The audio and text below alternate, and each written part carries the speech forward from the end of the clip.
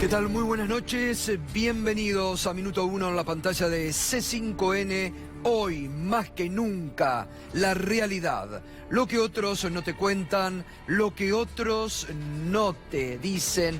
Acá, diariamente, te lo mostramos, te lo contamos, clarificamos la información para que estés bien informado de lo que realmente ocurre en el país.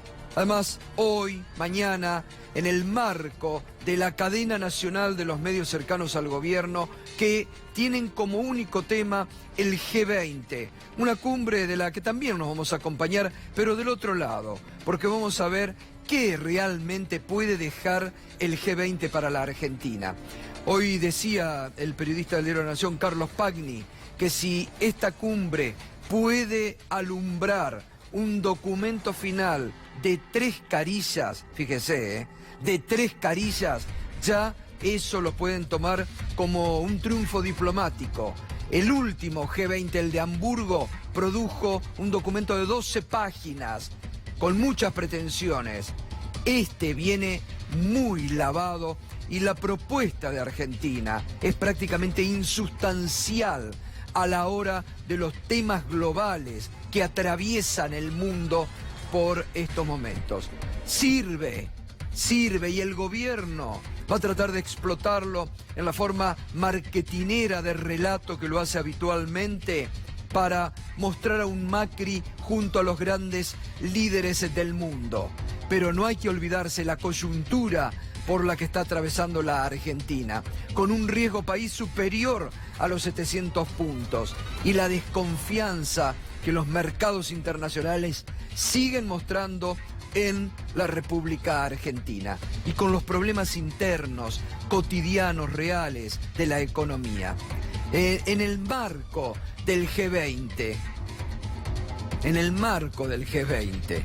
cuando la ministra de Seguridad sacó pecho y dijo podemos organizar el G20, no vamos a poder organizar un Boca River, tenemos la vergüenza nacional, el papelón de que esta superfinal de la Copa Libertadores de América se va a jugar en Madrid. En Madrid. ¿Cómo puede salir un gobierno después de semejante papelón internacional, de no haber podido ni siquiera garantizar la seguridad y la superfinal de la Copa Libertadores de América? Fíjese que son las cosas, se va a jugar en Madrid. En el marco de este G20, hoy la justicia da otro paso bochornoso. Te mete ahí de sopetón, cierra en un día. Ayer el juez Geral recibió un informe del INTI sobre el estado de conservación del DNI de Santiago Maldonado en aguas del río Chubut. Y en menos de un día produjo un fallo de más de 200 carillas cerrando el caso Santiago Maldonado. Vamos a explicar hoy los pasos que no se dieron en la investigación. ¿Por qué el gobierno protegió en todo momento a los gendarmes que participaron de esa operación ilegal que fue el ingreso a las tierras de los mapuches? Porque lo único que se había autorizado era el despeje de la Ruta 40, que lo habían hecho cuando prácticamente no había nadie. Todo lo que ocurrió después fue ilegal, como el ingreso de los gendarmes al territorio mapuche, producto de eso la persecución a los mapuches, y a Santiago Maldonado, producto de esa represión ilegal, la muerte de Santiago Maldonado. Pero para el juez se hundió, porque como no sabía nadar, se tiró al río de gauchito que era. No se investigó el celular de Santiago Maldonado, por qué sonó el 2 de agosto, alguien lo atendió, no se pidió la geolocalización. Va a estar Ariel Garbaz, que mucho hizo, pero la justicia no le dio curso. Y tampoco a gendarmes que estuvieron involucrados en ese accionar y que la justicia nunca fue a investigar en profundidad las diferencias, las contradicciones en el accionar de los gendarmes, las zonas que no se habían cubierto, jefes que desaparecieron y se fueron al baño en el medio del operativo y llegaron cuando los sucesos habían ocurrido. De eso la justicia nunca. Y el gobierno, que en todo momento se garantizó, se ocupó de blindar a la gendarmería y que nadie toque a la gendarmería, porque la iba a necesitar para otros fines, como hemos visto a lo largo del 2017. Justicia bajo presión, nos podés acompañar con ese hashtag, porque la mamá de Santiago Maldonado, a quien le mandamos un beso enorme a toda la familia de Santiago, que diariamente desde 25 de mayo nos siguen viendo y que no pueden permitir hacer el duelo porque la justicia argentina no les ha dado la posibilidad de hacer ese duelo. Hoy reveló que el juez, cuando la llamó esta mañana para comunicarle, le dijo que había recibido presiones y extorsiones para cerrar el caso.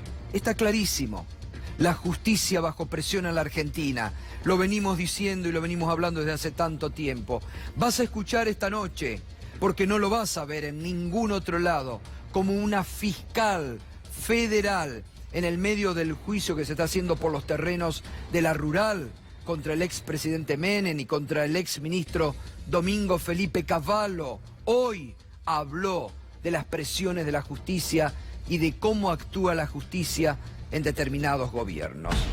Todo esto forma parte de la Argentina y de esta justicia bajo presión. Pero vamos a recordar cómo se iniciaba todo con la desaparición de Santiago Maldonado, con el accionar de la Gendarmería.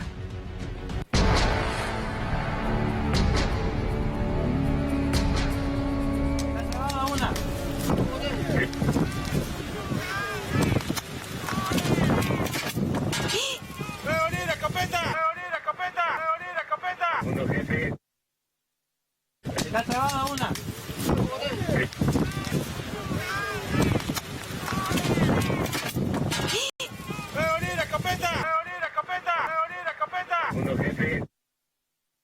Está trabada una. Bueno, esto así comenzaba. Con esta ferocidad comenzaba a actuar la Gendarmería, que tenía como objetivo y como orden de la justicia despejar la Ruta 40. Pero no, después avanzaron sobre territorio mapuche en forma ilegal y además allí se produce luego la desaparición de Santiago Maldonado. Ahora, hay testimonios también, porque en su momento se hicieron sumarios internos que uno se pregunta, ¿habrán sido tenidos en cuenta por la justicia al momento de investigar? Por ejemplo, la declaración que en su momento hizo el alférez Gómez cuando daba precisiones sobre los gendarmes y la actuación al borde del río Chubut. Vale la pena recordar lo que en su momento dijo a través de este audio. Estamos en el escuadrón 36 de la localidad de Esquel, sigue siendo el 16 de agosto de 2017, yo soy Daniel Barberis, estamos buscando ahora tomar declaraciones, preséntese Gómez, háganos un panorama lo más detallado que recuerde. Bueno, yo soy el primer alférez Gómez Daniel Alejandro, pertenezco al escuadrón 35 Bolsón. Bueno, cuando yo ingreso al LOF, ingreso por el cerco perimetral, no por la tranquera. Sinceramente no me acuerdo con quién ingresé, porque el personal había ingresado ya y yo seguí a la gente al LOF. Y yo avanzo, cruzando las vías del tren, y llego hasta una parte elevada antes de la costa del río. Visualizaba el personal de gendarmería que ya había llegado a la costa. No recuerdo haber visto los vehículos en ese momento. Sé que ingresaron, pero no los recuerdo ya que mi visión está enfocada al frente y no hacia el lateral. Bueno, entonces usted nárreme cómo llega hasta el río. Llego a la parte elevada, veo el personal que estaba en la costa del río haciendo un rastrillaje, un seguimiento de personas. ¿Tiene noción de cuánto personal? Y así calculo 7, 8 gendarmes, más o menos. Y de ahí arriba veo a 3 manifestantes que están del otro lado, todos de vuelta, rostro cubierto. ¿En qué otro lado? La otra costa del río. Cuando yo llego a la costa, que escucho a un compañero que grita algo así como tengo uno, acá hay uno, veo uno, o algo así, que yo decido bajar porque escucho ese grito. Cuando llego, busco ahí, pensando que lo tenía agarrado con sus manos, lo busco al manifestante al lado de él y no lo veo. Y entonces digo, ¿dónde? Y me levanta el dedo y lo veo en la última fila de sauce al manifestante que se estaba yendo de espaldas, estaba cruzando el río, más o menos unos 7, 8 metros más adelante. ¿Dónde estaba? ¿En el río o en los sauces? El manifestante estaba en el río, ya que los sauces están en el río. Bueno, fíjese, Daniel Barberis era un funcionario de Patricia Bullrich que tuvo mucha participación, se entremezcló, fue y tomó testimonio porque esto no era en sede judicial, esto tendría que haber sido llevado a sede judicial después. La descripción que hace el alférez Gómez de cómo ve al manifestante, que sería seguramente Santiago Maldonado, allí cuando se mete al río. Por eso también la gran duda que queda y que el juez y la justicia no investigaron, ¿Hubo abandono de persona?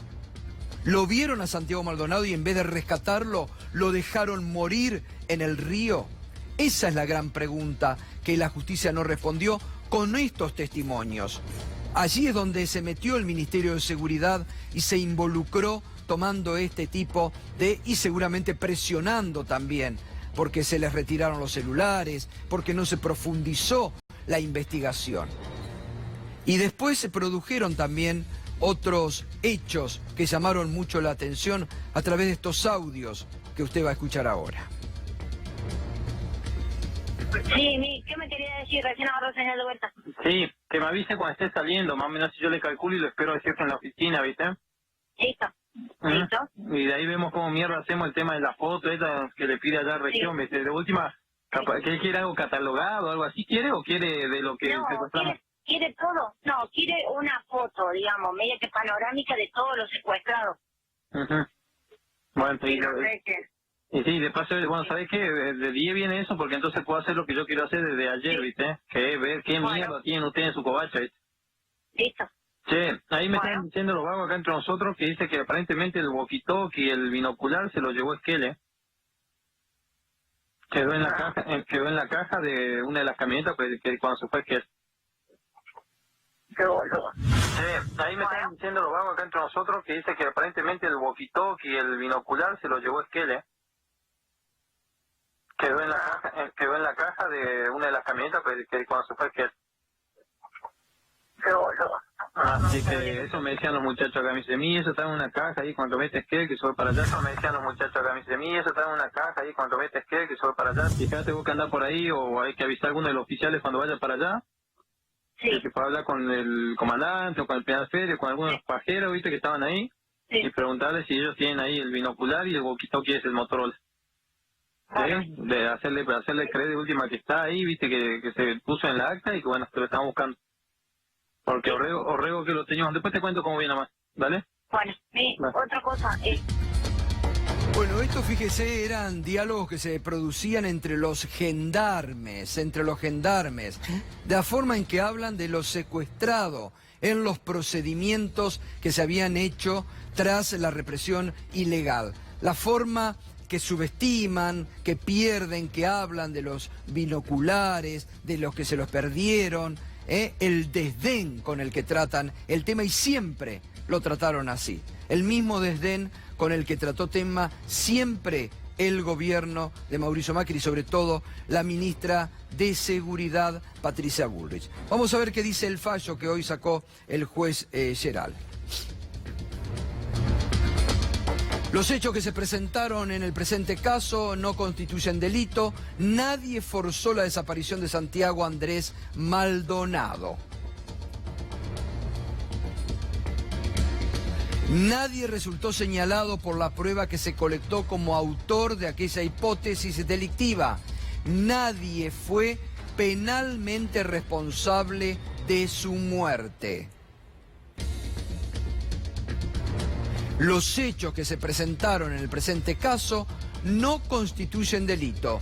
Nadie forzó la desaparición de Santiago Andrés Maldonado. Esto es lo que ya habíamos visto recién.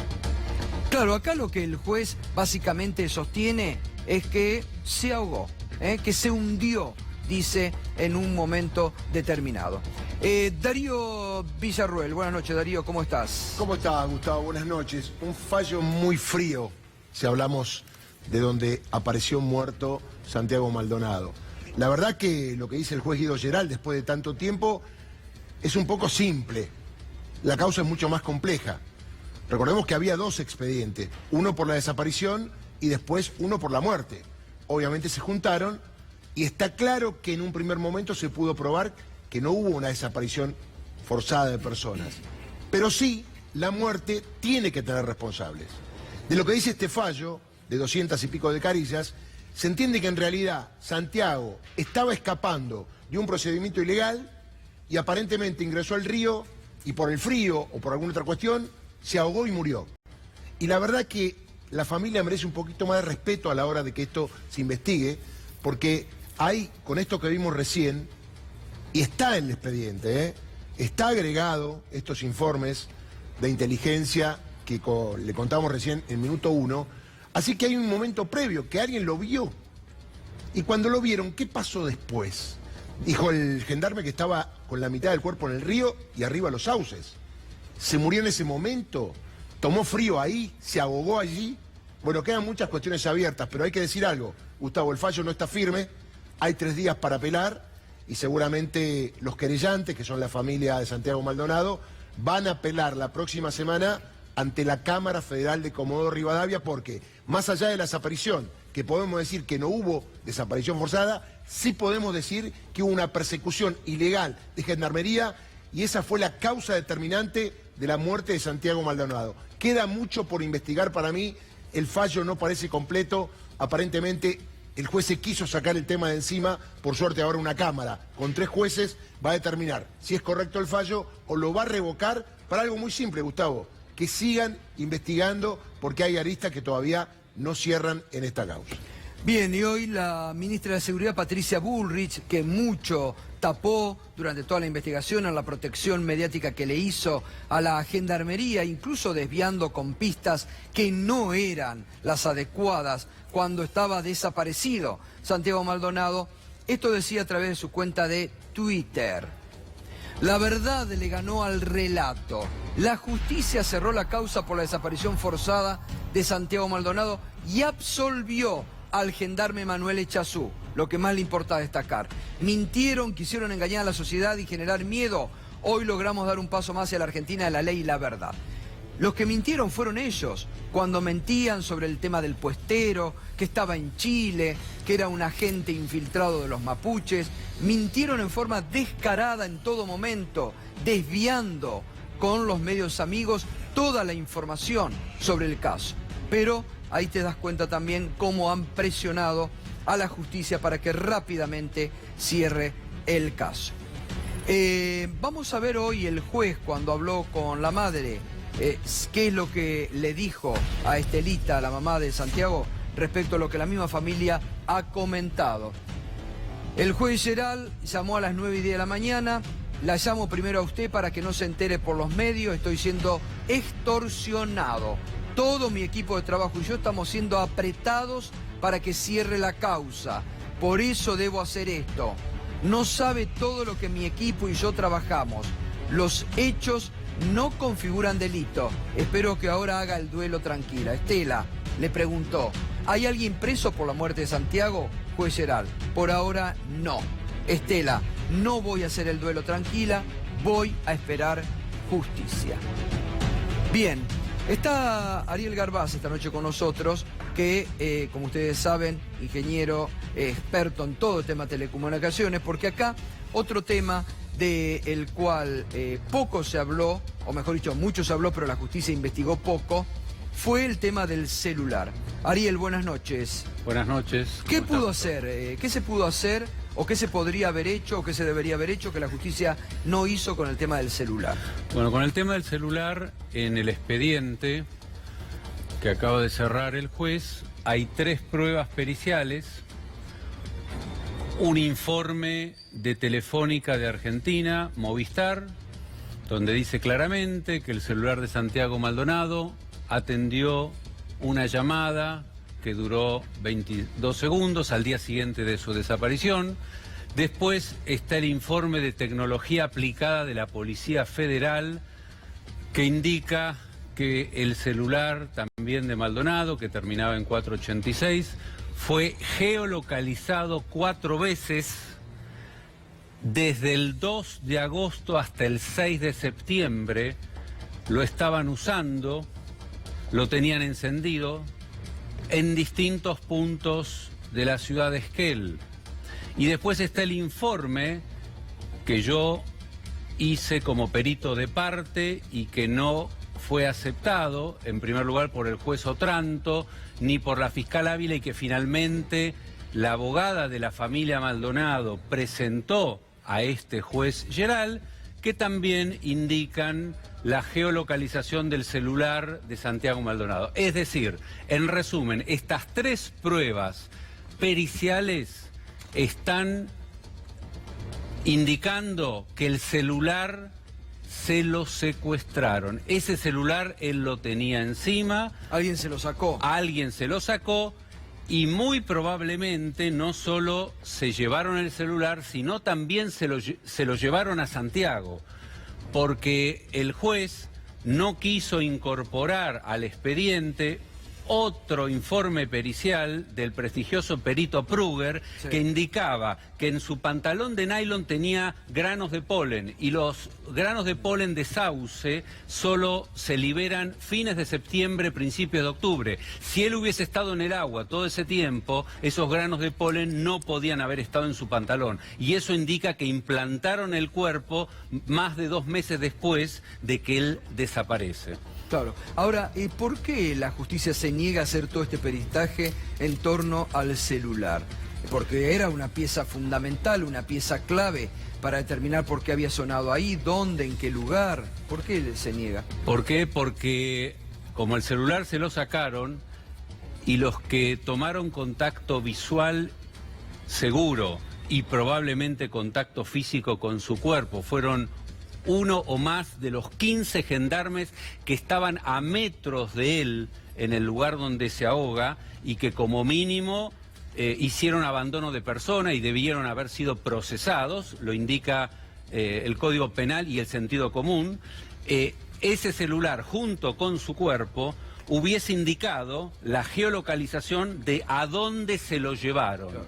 Y después, no solamente a dónde se lo llevaron, sino el recorrido que hicieron con su celular probaría quiénes fueron los que se lo llevaron, porque una vez que vos tenés la geolocalización del celular, la siguiente prueba que producís, y es muy rápido hacerlo, es qué otros celulares estaban alrededor de ese celular, y ahí seguramente estarían los celulares de los gendarmes. Bueno, gracias Ariel, como siempre. Gracias a vos. Muy bien, usted sabe, lo decíamos recién, se está desarrollando la cumbre del G20, han llegado ya la mayoría de los presidentes, acaba de llegar el presidente de China a nuestro país.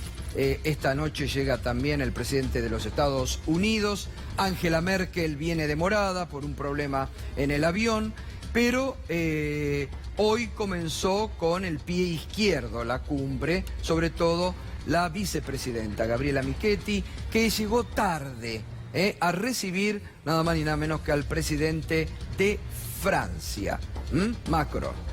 Lo reciben además muy bien, muy buena venida. Pedro Brigue, buenas noches. Buenas noches, Gustavo. Lo recibe un chaleco amarillo, ¿no? Justamente el símbolo de las protestas en Francia, estos chalecos amarillos que desde el 17 de noviembre salieron a las calles. Hoy mismo hay 500 cortes de ruta en Francia. Están dejando pasar a la gente sin pagar el peaje. El chaleco amarillo se convirtió en algo muy emblemático de las manifestaciones en Francia. El presidente de Emmanuel Macron probablemente no vea la manifestación gigantesca en persona el sábado en París, pero le trajeron un chaleco amarillo. Sí, suena casi como una comedia si no fuera algo bastante simbólico. Y además, pobre, es la primera pobre persona Macron, que él ve. no, mirá, el primero busca a alguien desesperadamente Dice, me trajeron para un francés, un saludar. chaleco amarillo, ¿qué es esto? Y al primero que va a saludar es al de chaleco amarillo, ¿no? Nico, ¿estás al tanto de aerolíneas? Le habrá dicho el quilombo. Claro, Nico hubiera estado hecho a propósito de que lo reciba alguien con un chaleco amarillo. Increíble, pero cierto, no lo debe haber podido creer No, cuando bueno. bajó y del ahí avión. ya se metía en el auto, ya iba directamente al auto, no podía creer que nadie lo estuviera... Yo creo que hay varias cosas que él no puede creer. No puede creer lo que va a pasar el sábado en Francia. Va a haber mucha gente en las Bueno, calles. claro. No puede creer cómo lo recibieron y seguramente le cuesta entender cómo lo recibió la vicepresidenta Gabriela Michetti hablando en un francés... Cordobés. No tenía por qué hablar en De francés. Las podía Pampas, no haberlo tenía por saludado protocolo que en hablar, pero castellano, bueno, por a la un madre. gran papelón también del protocolo. A ver qué decía la vicepresidenta para explicar este papelón. Nosotros nos venían diciendo, había una persona de protocolo de la Cancillería y una persona de la Embajada Francesa, y bueno, nosotros teníamos que esperar que nos dijeran ahora, entonces ahí arrancábamos para ir a la alfombra roja y recibirlos.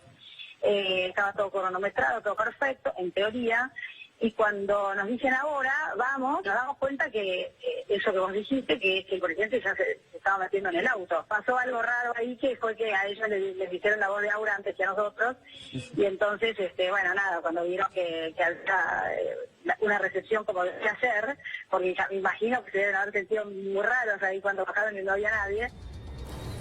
Bueno, esta es la explicación que daba la vicepresidenta Gabriela Michetti después del papelón. Pero vamos a ver, estamos en el medio de esta cumbre que reitero, porque esto es lo que hay que señalar. Una cumbre, ahora lo vamos a ver, que todavía muy bien no se sabe qué va a decir el documento final y que pareciera va a servir más por los conflictos que hay a otros países, ¿no? Hay muchos conflictos. Reuniones entre, por ejemplo, Donald Trump y el presidente de China. Anuló Trump la reunión con el presidente Putin de Se lo Rusia. adelantamos a la semana por el tema de Ucrania y la península de Crimea. Efectivamente, Gustavo, en estas cumbres por lo general hay reuniones bilaterales, son tal vez las más importantes porque la posibilidad que tienen de juntarse, pero varios de los que están llegando efectivamente están en conflictos importantes a nivel interno. Recién mencionábamos lo de Emmanuel Macron, creo que preparamos una placa con algunos de los conflictos que se están viendo ahora en diferentes países. Ahí los podemos ver. Donald Trump está en una guerra por el cambio climático con Francia y con otros países europeos. Recordemos que el presidente de los Estados Unidos niega que exista algo que se llama cambio climático. Dice esto no existe, no tiene nada que ver, es un invento de los ecologistas, de los verdes. Emmanuel Macron, decimos crisis política y naftazo, el aumento de los combustibles, lo señalábamos durante la semana. Y además,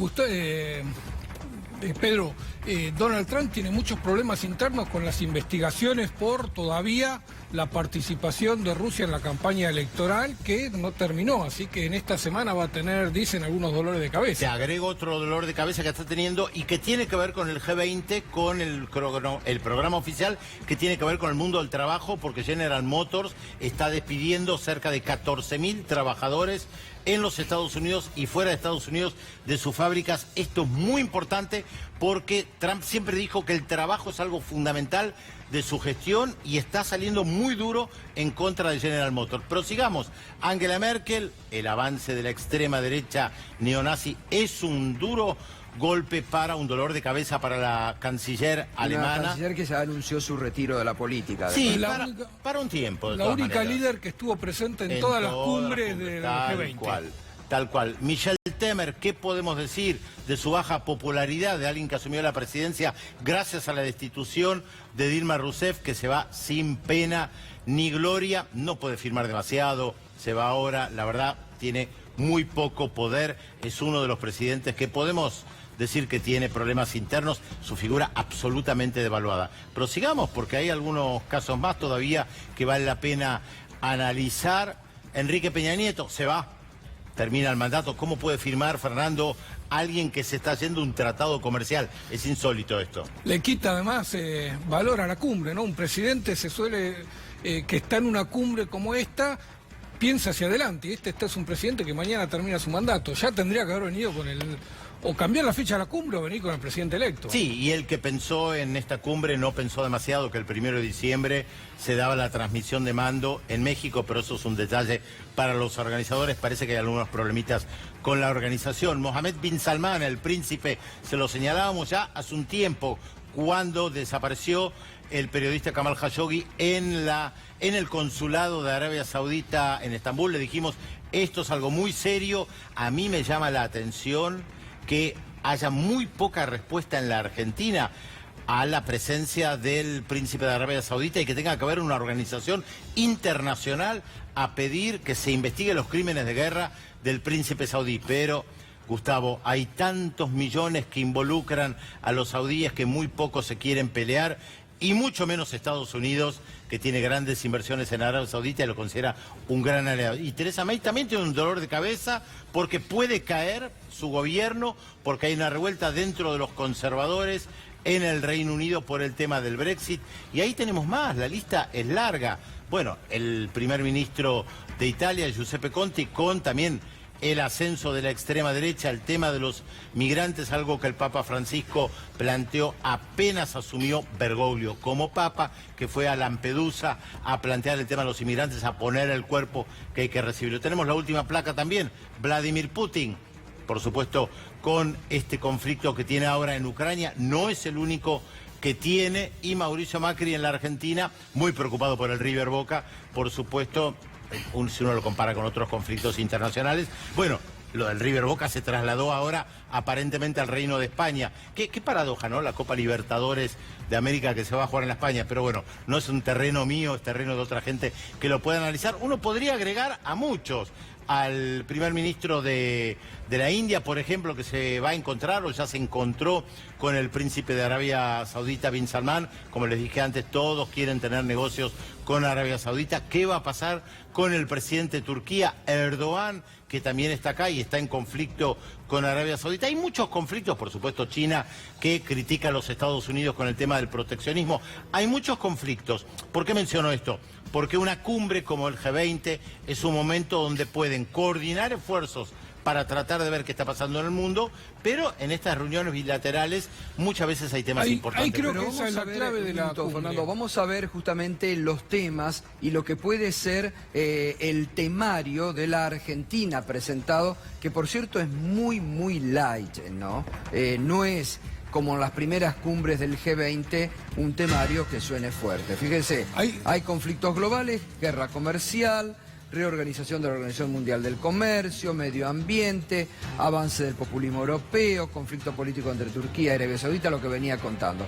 La propuesta argentina para el documento final es sobre empleo y educación en la era digital, financiamiento de infraestructura para desarrollo, agricultura sustentable. O sea, Gustavo, que esto tiene mucho que ver con el origen del G20. Cuando el mundo entra en la crisis financiera y económica del 2008, los presidentes tenían un motivo para reunirse y tenían un motivo para trabajar en conjunto, porque la única forma que entendían que podían salir de esa crisis era con un trabajo en conjunto. Y ahí, primero en Washington y después en Londres, generaron muchas de las medidas que ayudó a la economía mundial a salir de esa crisis. A medida que va saliendo de la crisis, se fueron incorporando temas muy interesantes. Entre ellos muchos presentó Argentina, como el combate de los paraísos fiscales, que es un gran problema especialmente para economías de países emergentes como el nuestro. Ahora parece ser que los líderes del mundo no tienen ningún punto en común, que no encuentran ningún motivo para trabajar en común. Y por eso afloran todos los conflictos y por eso es tan difícil para esta cumbre generar un documento final que sea sustancioso. Vos comentabas, si alcanzan las 3 páginas... No, bueno, esto consideran... A ver, hoy lo comentaba en el diario La Nación, un periodista muy bien informado como Carlos Pagni, que decía, si el documento final llega a tener 3 carillas, lo pueden considerar un éxito diplomático. Porque también hablaba que allí a Macri, que ha tratado de ir haciendo permanentemente un equilibrio entre los países, ahora se tiene que empezar a jugar, porque justamente después de tantas idas y vueltas, con el presidente de China van a firmar el auxilio financiero a través del swap.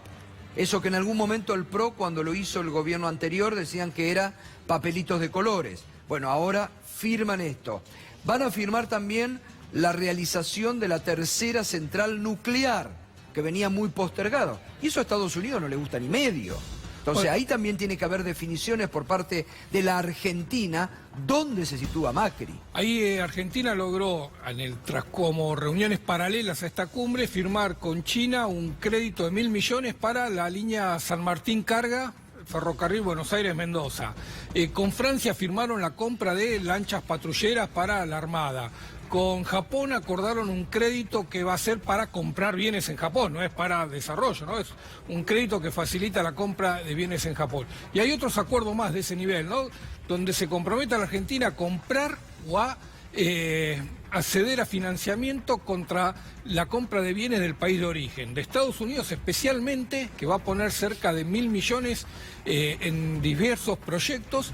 Entre ellos trae una constructora a reemplazar a las constructoras que ya estaban acá asentadas para el programa de PPP. Como no pueden lograr financiamiento por, entre otras causas, la causa de Bonadío, entonces desplazan a las empresas locales y traen una constructora de Estados Unidos a hacer un programa con la plata de Estados Unidos. Así que por ese lado Argentina puede decir, bueno, juntamos una masa crítica de recursos, firmamos un par de memorándum de entendimiento, acuerdos comerciales que son importantes para el desarrollo.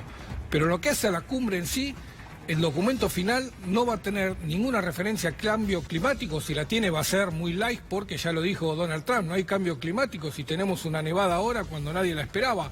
No va a tener nada sobre la OMC, la reorganización de la OMC, esta Organización Mundial del Comercio, que ahora declara a China economía de mercado y a Estados Unidos economía proteccionista. Otro tema, fíjate vos, que hoy, tanto que el presidente hoy, que se reunió con Macron, se viene postergando, porque esta era una de las primeras definiciones del mandato que Macri quería hacer con la Unión Europea, que era la alianza o el acuerdo comercial entre la Unión Europea y el Mercosur. Hoy volvió a decir Macron que va eso muy lento, que no hay posibilidades de firmarlo, y dijo, veremos qué hace Bolsonaro. Es que la clave es qué va a pasar con Brasil, que es la gran potencia regional, cuando suma Jair Bolsonaro el 1 de enero, y eso es un gran misterio. Y ahí en la reunión con Macron, en la conferencia de prensa posterior, Macri volvió a insistir con la reforma laboral, volvió a plantear eso, así que ahora justamente lo asocia... a eso íbamos. Decía esto hoy el presidente en la conferencia de prensa con el presidente de Francia, aprovechó Macri para colar otra vez la presión del gobierno sobre la reforma laboral.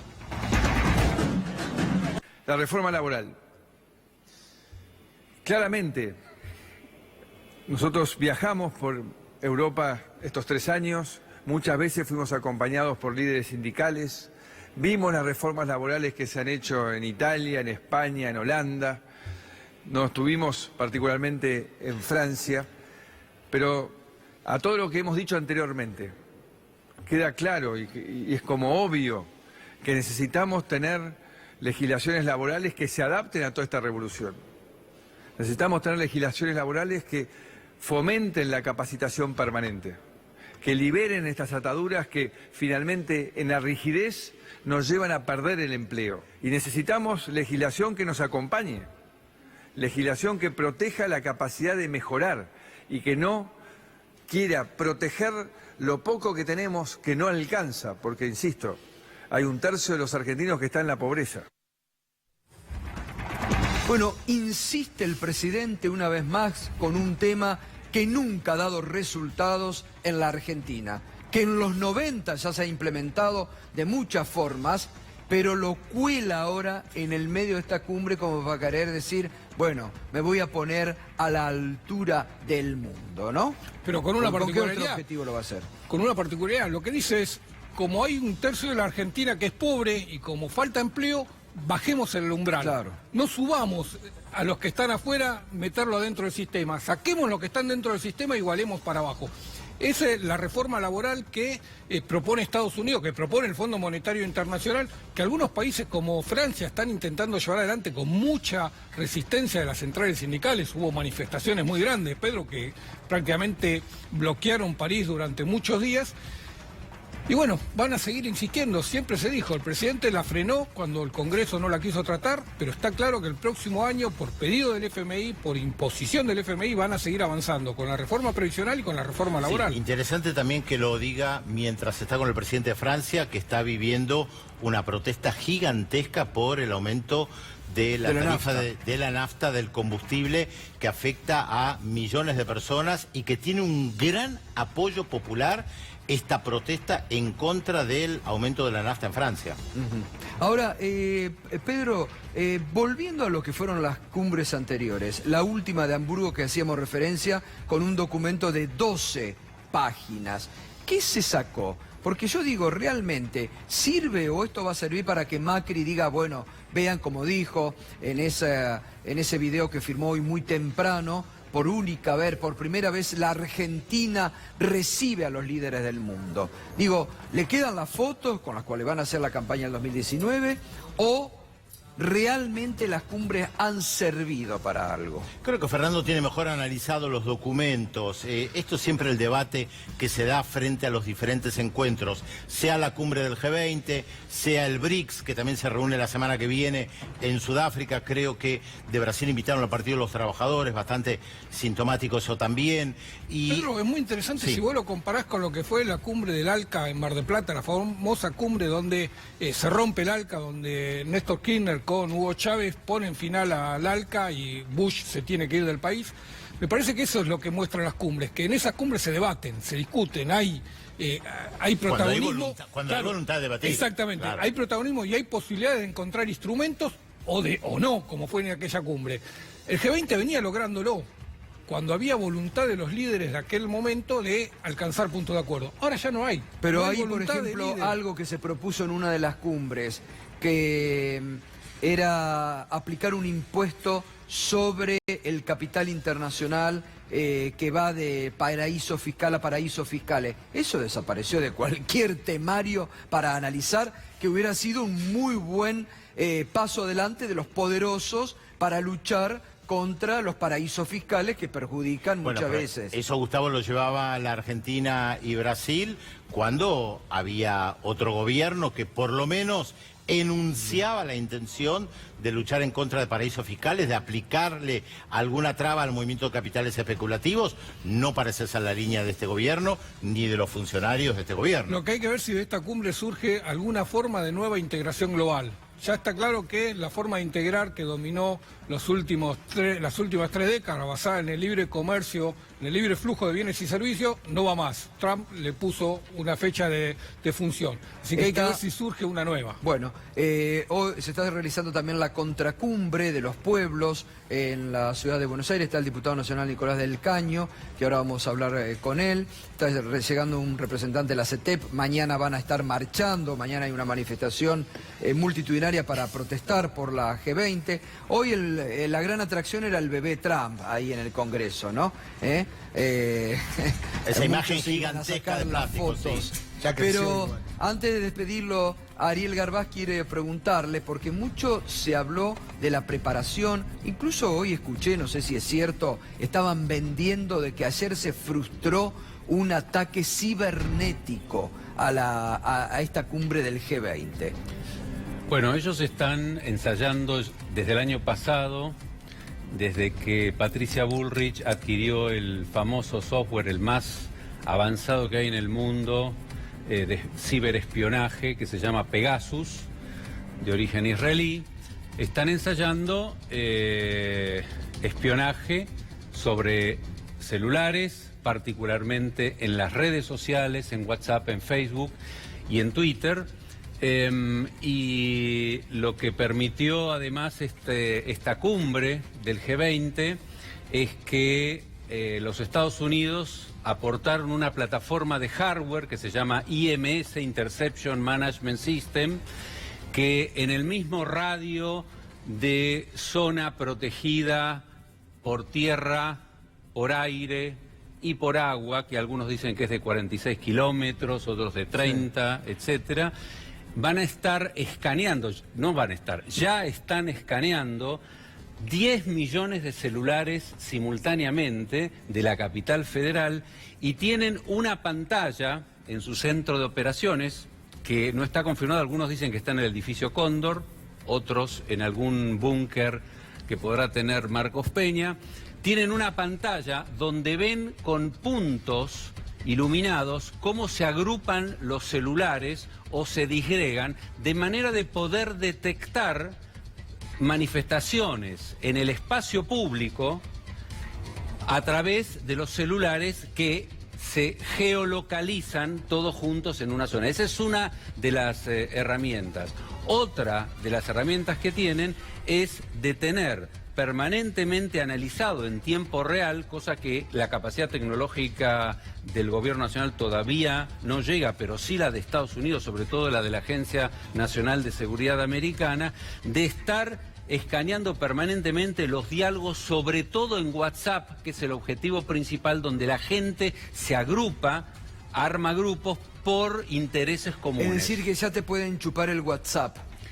Ya te pueden chupar el WhatsApp cuando está en la pantalla de tu celular. Pueden leer los mensajes de texto que vos escribís y que recibís. Lo que todavía no pueden hacer ni siquiera en los Estados Unidos, y por eso están en la corte, sobre todo el FBI, reclamando, es desencriptar los mensajes una vez que viajan por la nube. Ajá. Pero sí, ellos con el Pegasus pueden tener copia de la pantalla de todos los celulares. Es interesante, discúlpame, lo que dice Ariel de la tecnología israelí, porque los israelíes ya hace 40 años atrás, cuando apoyaban a las dictaduras centroamericanas, habían desarrollado tecnología para escuchar en ese momento conversaciones, saber dónde había reuniones.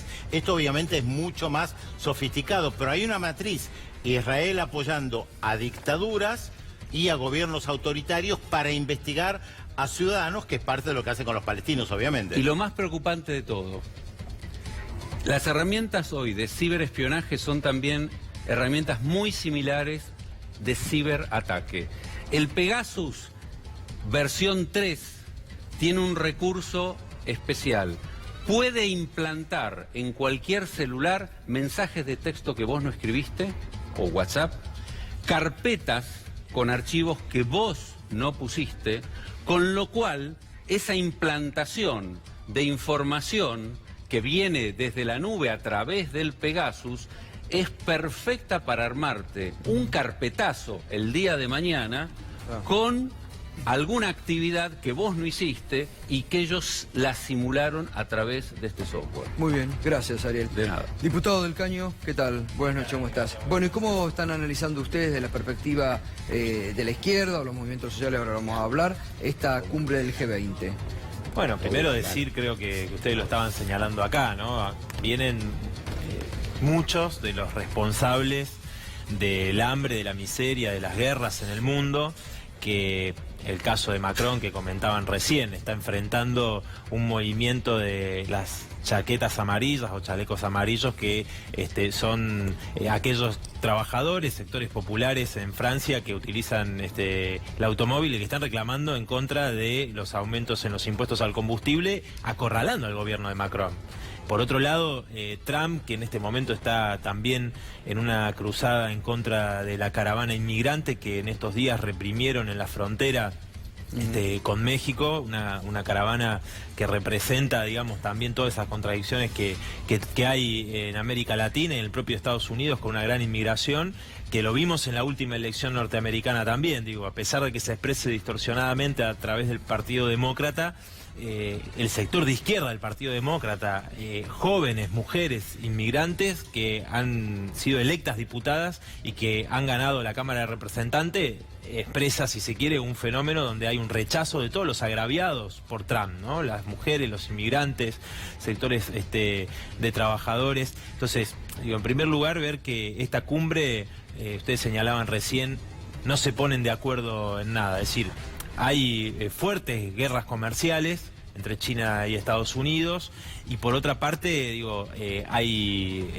también enfrentan fuertes protestas, digo, en distintos lugares. Entonces, acá nosotros vemos que el gobierno los recibe con honores a quienes también son responsables del acuerdo con el Fondo Monetario Internacional. Lo escuchamos a Macri hoy decir gracias a Macron por todo el esfuerzo que hizo para que se pudiera aprobar el acuerdo con el FMI. O sea, son los responsables de decirle a Argentina que hay que pagar hasta el último centavo a los especuladores a costa de la salud, de la educación, bueno, todo lo que vimos en el presupuesto del 2019, ¿no? Entonces, vemos este recibimiento con honores y el gran operativo represivo, gastando miles y miles de millones, realmente en una ciudad sitiada, ¿no? Por este operativo represivo que montó Bullrich. Mañana van a marchar. Sí, mañana vamos a estar movilizándonos, desde el Frente Izquierda vamos a hacer un acto a las 13:30 allí en San Juan y 9 de julio, antes de la movilización, en la que vamos a participar de diversas organizaciones de derechos humanos, organizaciones sociales, sindicales y políticas, contra esta cumbre del G20. Y también quiero decir algo, Gato, con esto es muy importante, porque Bullrich presenta como que acá hubo un acuerdo con quienes convocamos esta movilización. No hubo ningún acuerdo, es decir, nosotros vamos por nuestro derecho a manifestarnos. El gobierno quería impedir que llegáramos hasta Avenida de Mayo, coartando la libertad de manifestación, y lo único que hizo fue retroceder ante el reclamo de las organizaciones que participamos, permitiendo que se haga este recorrido. Pero acá no hay que pedirle permiso al gobierno, justamente una movilización que es para reclamar contra el G20 y contra el propio gobierno de Mauricio Macri. Nicolás Caropresi de la CETEP, ustedes también van a estar marchando, ¿no? Sí, mañana vamos a estar también marchando en la marcha convocada por todas las organizaciones sociales a las 15 ahí en San Juan y 9 de julio, para plantear esto también, digamos, es insólito el dinero que están gastando para llevar adelante la fiesta de los millonarios en nuestro país, que no va a traer ningún beneficio a la Argentina, en un contexto donde la cosa se está poniendo cada vez más complicada. Digo, entre hoy, por ejemplo, para llevar al extremo del absurdo todo, pero entre hoy y mañana, los cartoneros no van a poder trabajar en la Ciudad de Buenos Aires, digamos. Para que vengan estos tipos que van a brindarle a la Argentina, ya demostraron que lo que vienen a hacer es a imponer las tasas de ganancia cada vez más cercanas al saqueo que a cualquier tipo de racionalidad económica. Y creemos que tenemos que estar ahí presentes diciendo, por lo menos demostrando que no es el mundo al que nosotros queremos pertenecer, y no de esta manera, digamos. Y eso tiene que ver con un planteo de una oposición a la política general de este gobierno, que desde que llegó viene con este proyecto extranjerizante, donde los que estamos pagando los costos somos los que menos tienen y ahora, los que están... yo creo que un poco en base a lo que decía Nicolás y en base un poco a lo que ustedes exhiben diariamente, ¿no? Como los problemas cotidianos de la Argentina. Yo creo que también el gobierno va a utilizar mucho para decir, bueno, vean, nos integramos al mundo, esto es lo que hay que hacer, esto es lo que el mundo hace, el mundo nos apoya, y todos los demás están equivocados. Porque también lo va a usar el gobierno como arma electoral para el año próximo, esto, indudablemente. Sí, yo creo que lo van a utilizar más que nada para poder seguir soltándole el bozal a la policía, porque hasta ahora lo único que estamos viendo es que siguen avanzando y legitimando actitudes represivas que en la última semana, sobre todo para con nuestro sector, se han vuelto sanguinarias y asesinas realmente. La policía cada vez está más desacatada. Y este contexto de caos y terrorismo, que es el discurso que está dando vuelta al lado de esto, sirve para que la policía siga cada vez siendo la que rige la calle, digamos. Ahora te voy a consultar por eso y la advertencia de los obispos en las últimas horas. Está llegando el presidente de China, uno de los poderosos, sin lugar a dudas, con los que Macri quiere hacer negocios. En este momento al hotel donde se va a hospedar está Roberto Funes allí. Roberto, buenas noches.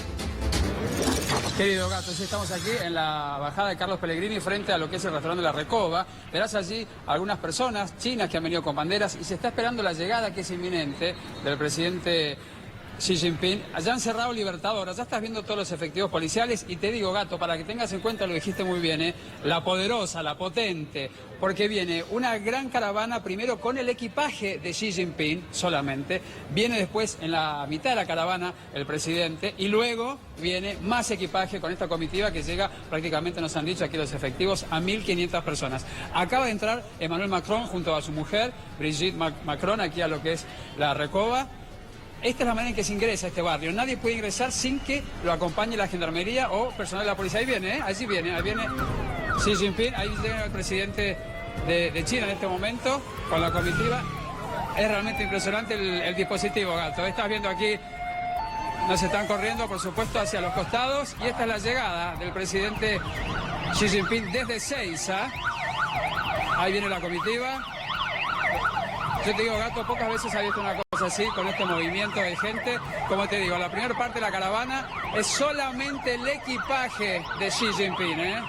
Como verás, el despliegue de los efectivos policiales argentinos. Y así, en vivo y en C5N, la llegada del presidente Xi Jinping a la República Argentina. Se va a hospedar en el Hotel Sheraton, allí en la zona de retiro. Y aquí pasa la primera parte de esta caravana, Gato, ¿eh? Vos lo estás viendo, es impresionante. Allí va el presidente, en ese vehículo va el presidente Xi Jinping junto a su comitiva. Allí está la bandera de China. Y mirá lo que es el despliegue, Gato, de las camionetas, los efectivos de seguridad, la gente que lo vino a ver, que ni siquiera bajó la ventanilla porque son todos de la colectividad china aquí en la República Argentina. Y, como te digo, es la más potente, la más importante. Y aquí lo que queda de la caravana, mi querido Ariel, es el equipaje, lo que estás viendo, lo que está pasando. Y además, por supuesto, las entidades diplomáticas que lo acompañan a Xi Jinping y a su mujer para reunirse. Nos han pasado un dato. Mañana va a almorzar aquí Donald Trump con su mujer Melania Trump, el presidente de los Estados Unidos, con Macri y Julián Aguada, luego de la reunión que tengan allí en Victoria Ocampo, en la casa de Victoria Ocampo. Sigue llegando la comitiva china, es incesante. Y así, Gato, viste en tu Roberto, gracias. La llegada de Xi Jinping a la Argentina. Cuídate, muy amable, gracias Roberto. Hasta luego. Sí. Bueno, ahí está, la llegada del presidente de China, con el que Argentina quiere retomar negocios que habían firmado el gobierno anterior, que Macri demoró en estos años, y sobre todo el swap Salvador con China para el Banco Central. Gustavo, te actualizo una información porque el primer ministro de la India ya se encontró con el príncipe de Arabia Saudita. La gran pregunta era quién se iba a encontrar con el príncipe de Arabia Saudita, tomando en cuenta la denuncia de crímenes de guerra y la desaparición de un periodista en su consulado. El propio primer ministro Modi tuiteó las formas de comunicar de hoy en día, una foto con el príncipe bin Salman. Muy bien. Mañana entonces la marcha, ustedes han formado parte también de esta contracumbre que se está haciendo, la contracumbre de los pueblos. No, mañana vamos a estar en la movilización y decirte algo también, repudiar la presencia, entre otros, de Michel Temer, ¿no? Que el presidente actual de Brasil, que fue parte del golpe institucional donde destituyeron a Dilma Rousseff.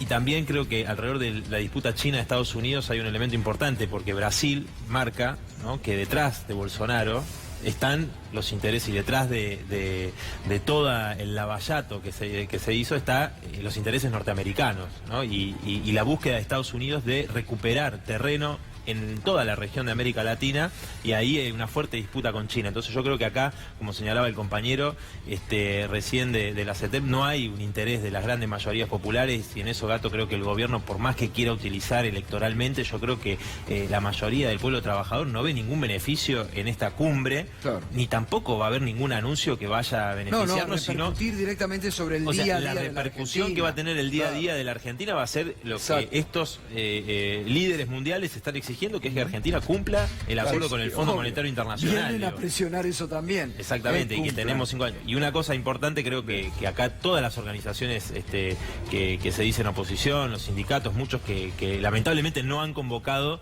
creo que es una muestra también de que la dirigencia sindical está apostando más a un 2019 para que vuelva algún sector del peronismo, que ninguno señala que hay que romper con el Fondo Monetario Internacional y dejar de pagar la deuda, y en eso creo que está claro que no hay ninguna alternativa favorable a las grandes mayorías populares en Argentina de la mano del Fondo Monetario Internacional, como no lo hubo en ningún país del mundo. Nicolás. Gracias, Nicolás, ¿te quedás, por favor? Sí. Gracias, Ariel. Pedro, muchas gracias. Como siempre, si tiene alguna novedad, por supuesto, la se diremos. comunica. Enseguidita, en este marco del G20, en este marco que bien Nicolás recién estaba analizando, de presión también para que la Argentina se alinee con los lineamientos del fondo y con lo que ha marcado.